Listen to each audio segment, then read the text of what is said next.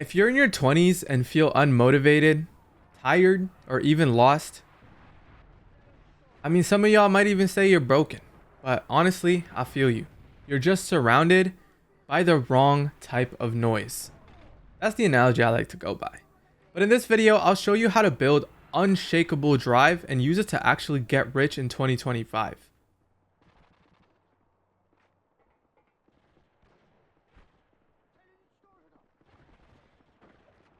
I'm going to keep it a buck with you. I'm not here to sell a lie.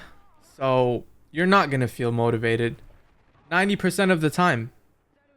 There will be a time you will feel motivated, and that's because motivation is fickle. Sometimes it rises, sometimes it lowers. It's the same thing as feeling anything.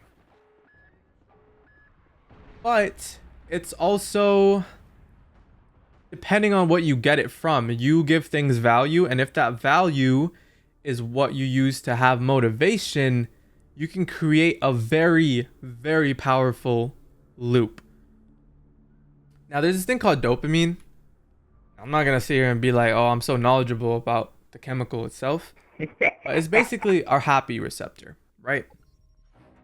And in my opinion, action creates motivation, not the other way around. Like, motivation doesn't create action. So you have to do something for you to be motivated. So those that are sitting around waiting for motivation to knock to their doorsteps, that is never going to happen, okay? I see it time and time again. They just wait around going like, oh, something's going to come. Oh, I'm going to start a business one day. I'm going to start that YouTube channel one day. Why not today? I'm not motivated enough. Like, I'm looking for a sign. Like, what the hell? You got to fix that stuff. You know, you just got to act. But I know the act or the action itself is the toughest part. And in my opinion, that might be due to your environment, your room, the thing we use every single day, the phone, your habits, and even your friends. Like, these are all things that influence you. Clean up your space. If it's messed up, clean it up. You know, mute your distractions. There's no reason your phone should be ringing when there's random group chats or random friends that you have that are just spitting nonsense. Do they actually add value to your life? You kind of dictate that. You have the option to mute that. You also have the option to choose things that you want to see on your feed. I'm not going to sit here and pretend that I don't scroll. I do scroll. But half of the stuff I scroll on are entrepreneurial videos. And even then, so half of them are for entertainment and are a waste of time. While the other half are a little bit insightful, if anything, 5% insightful. But genuinely, if you replace your dopamine traps with creators, ideas, and like just information that can help build you up, not only as a business owner, but as a person, that'll be one of the quickest fixes you can possibly do. Because don't forget, your actions and your environment dictates who you are at this current moment. Now, does that mean you're stuck? No, absolutely not. You can fix yourself literally within a few days. You know, there's all these numbers and stuff going around and all this proven back stuff, but literally, if you start taking action, you're a different person than you were yesterday. Another thing that I want to talk about that had a personal influence for myself was an identity shift. Okay? You have to say that you're someone you're not. I like to call it the super ego. If that's the exact definition of it, I'm not too sure. But essentially, when I was younger, all I would say was that I was a business owner. I was a homeowner. I was this and I was that. No matter what, it sounded stupid. Everyone thought it was ludicrous, the fact that I was saying any of this stuff. But that's kind of the point. You lie to yourself so much to the point where you're pressured by yourself to become that version of you. And now all of a sudden, I'm in that position at 23 as a millionaire. Is that not crazy? And this is especially for those that kind of go around calling themselves stuff, like labeling themselves as lazy. They're a lazy person. They're not talented. What?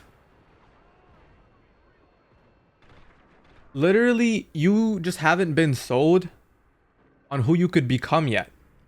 That's in my opinion the biggest thing. Mental is half of the game.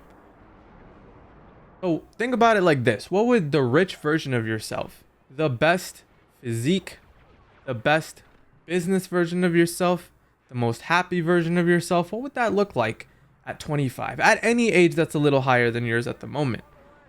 And then think about what that person would do on a day-to-day basis, and there is your routine. There is something that is actionable, that you can actually act on, and it's crazy.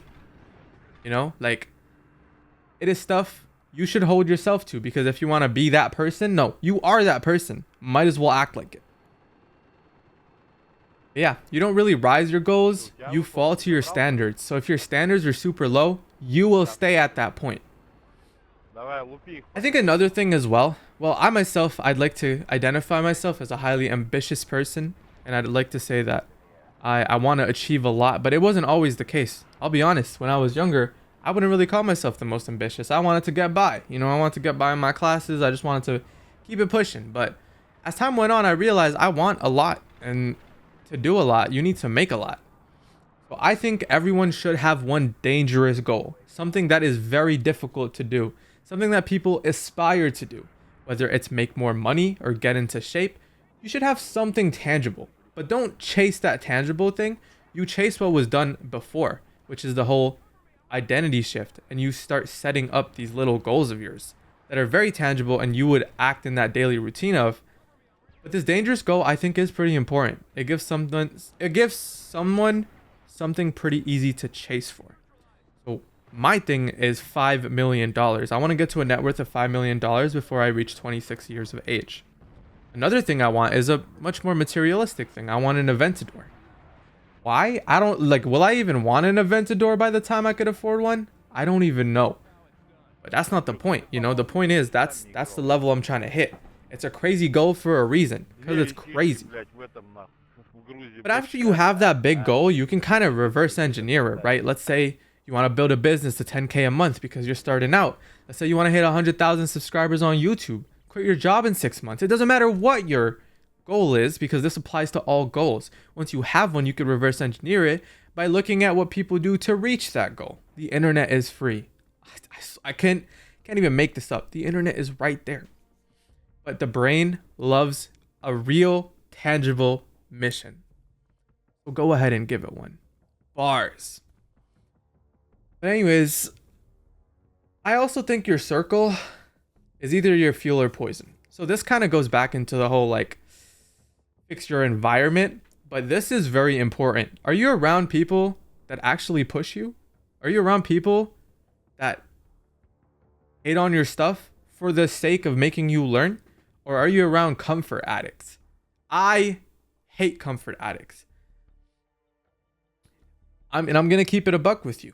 I have a lot of them, especially in some of the content stuff and in some of the previous stuff that I've gone into in the past.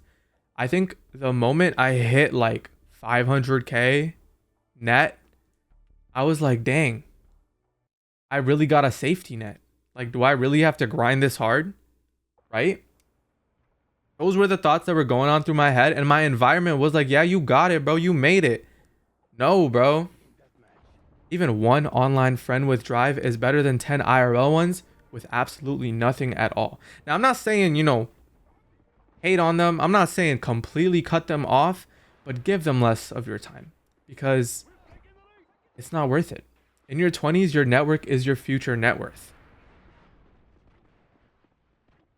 So this video was specific to 2025, so I'm not gonna lose you guys on that one, but 2025 is an open window. There's AI, content, real estate, flipping, business, brands. The vehicle doesn't matter. The fact is, there are vehicles. Pick one. Pick your tool, grab it, figure it out. You know, you got time. Everyone does. And if you say you don't, you're using it inefficiently. The earlier you wake up, the more ground you take. I love waking up in the mornings. I'm a morning person. I used to not be a morning person because I told myself I wasn't a morning person. You know how stupid that sounds. But that's how it works. So, you know, I enjoy the mornings. I get a lot of work done and actually hyper focus in the mornings. So I've come to really love the mornings. And also, I feel like this whole thing of like, oh, getting to like $100 to $1 million is just, it's not gonna happen overnight. Just keep stacking up tangible goals. That's all you need to do. Do it daily. And then eventually it'll become your new norm. And then you build even further, right? Do more, learn more, and just kind of keep going. Genuinely, you do not need motivation. All right? The stuff I had to do to get to this point, I did it whether I wanted to. I did it whether I didn't want to. I did it when I had big plans and I wanted to do stuff, but I'm like, you know what? If I do that, then I won't be making enough. And you know, there's exceptions, but here's how I like to look at it. Pre-plan for these exceptions. You know, get ahead of the game. If you're posting content, schedule content. You know, it doesn't matter what you do. The point is, you're prepared. So you really just need a plan, a direction, a little bit of reason, and like a system. But a system comes later, you know? Most people just wait for motivation. You will build up your motivation time by time. You know, like it's a process. Enjoy it. And by the time that they're still scrolling on their little TikTok page or their little Instagram page, you'll be getting paid. If this helped you in any shape or form, consider subscribing. Peace.